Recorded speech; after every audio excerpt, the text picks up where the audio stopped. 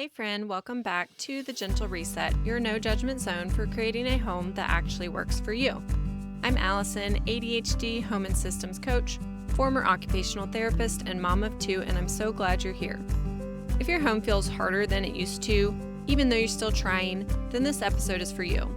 Let's take one simple step together today. Here's your weekly 3, a mind hack, a home hack, and a personal highlight to help your home feel lighter, more functional, and easier to maintain. Today, we're talking about something I see all the time in ADHD homes, the quiet drift. You'll hear why drifting doesn't mean you failed or did it wrong, 3 signs a space is quietly asking for help, how I personally reset one draining space when things feel off, and why starting there changes everything. And next week, I'm pulling back the curtains on how I decide which space to reset first and what that process looks like when a room needs more than a quick tidy. Make sure you're following now so you don't miss it. Now let's jump into our mind hack for today. Here's something I want to normalize right away. Homes drift, especially ADHD homes. And drifting doesn't mean you failed or that your systems are wrong. It usually means life's changed. Kids grow, schedules shift, seasons and energy change.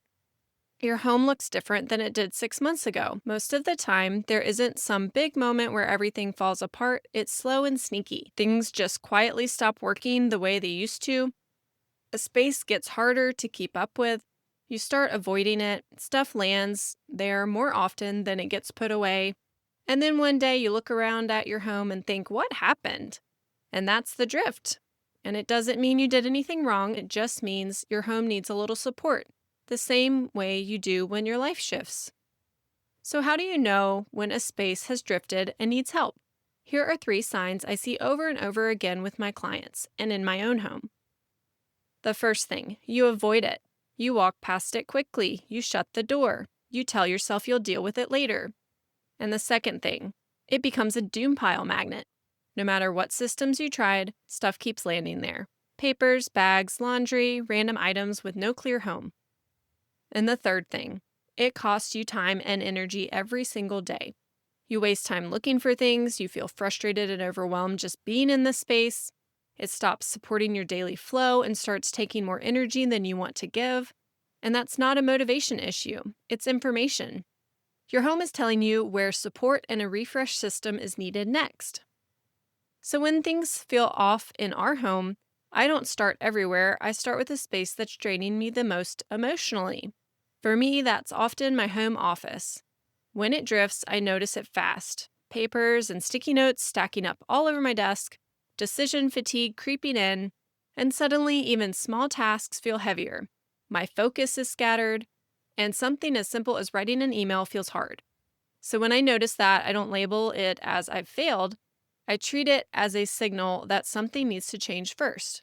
So I do a focused reset. I clear the main surface of my desk, rehome what doesn't belong, adjust the system if it's no longer matching how I'm actually using the space. It's not perfect, it's just functional again. And I usually give myself a time limit so I'm not procrastinating on resetting the entire day and not getting anything done. And that reset alone changes how I show up mentally and emotionally.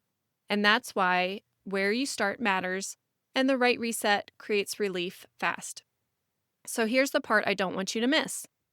Most resets don't stick because of motivation, they stick because of support. That's why I'm opening spots again for room and closet makeovers. Not to overhaul your whole house, but to help one space finally work with your life and your ADHD brain. If you've been feeling that quiet drift and thinking, I can't keep up with this anymore, you don't have to figure it out alone. Especially if you tried all the things, Pinterest, courses, workbooks, checklists, and nothing has stuck. Sometimes having someone walk with you, help you decide, and keep you focused makes all the difference. That's why I want to invite you to work with me. You can find all the details through the link in the show notes. And here's what I want you to take away from today. Drift is slow, sneaky, and normal, especially in ADHD homes.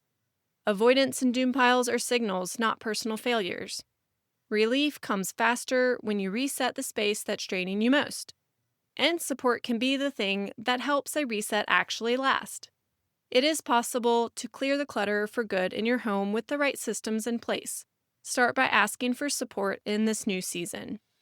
Well, that's it for today, friend. If this episode made you feel seen, I'd love for you to share it with someone who might need that reminder too. Remember, one small shift at a time creates momentum. You're doing better than you think, and I'm so proud of you. See you next week on The Gentle Reset for another weekly 3.